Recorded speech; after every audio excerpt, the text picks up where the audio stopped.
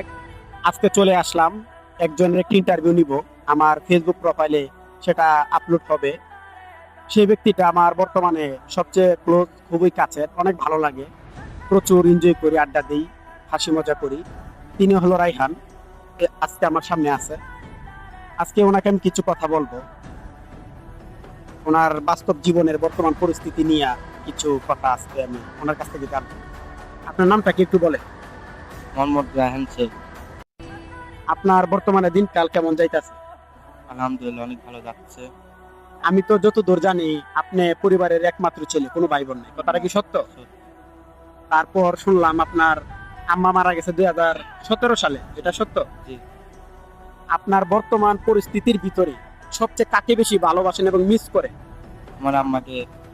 যাই হোক, বড় ভাইয়ের কাছ থেকে শুনতে পারলাম সবচেয়ে বেশি তিনি মিস করেন তার মাকে।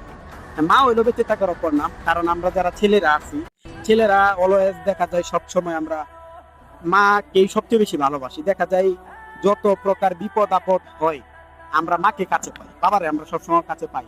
যাই হোক, আপনার মার জন্য দোয়া এবং ভালোবাসা সবসময়। আপনার মা যেন পরপারে ভালো থাকে। আপনার মার পরে সবচেয়ে বেশি কাকে ভালোবাসেন বর্তমানে? বর্তমানে আমার বন্ধু সার্কেল। বন্ধু। যাই হোক, আপনারা আজকে জানতে পারলেন যারা বন্ধু আছেন, যারা বন্ধুদের সাথে চলাফেরা করেও তাদের সাথে বেইমানি করেন।